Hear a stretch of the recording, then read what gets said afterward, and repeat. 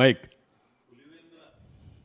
Pulivendula MLA ములాఖత్తులు అని jail దగ్గరికి వెళ్తూ నేను చంద్రబాబు గారిని హెచ్చరిస్తున్నా అంటూ పదే పదే విమర్శలు చేస్తున్నారు. ఏం చేద్దామంటావు?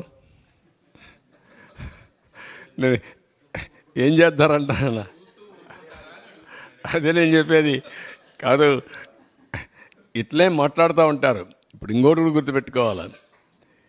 రాజకీయ ముసుగులో కరుడుగట్టిన నేరస్తులు వచ్చి రాష్ట్రాన్ని లూటీ చేసి ఆ లూటీ చేసిన డబ్బులతో ఎక్కడికక్కడ బ్రైవింగ్ ఇచ్చేసి వ్యవస్థలకే ఒక ఛాలెంజ్గా తయారైపోయారు.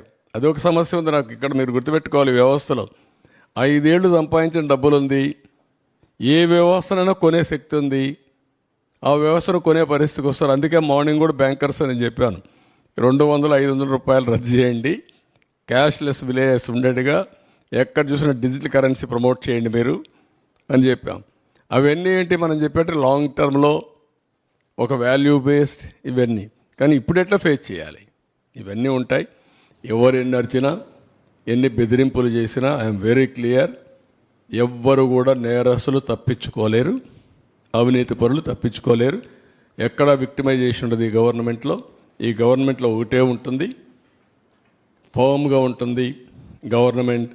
ఎవ్వరికి భయపడదు, సిస్టమేటిక్గా ఉంటాం.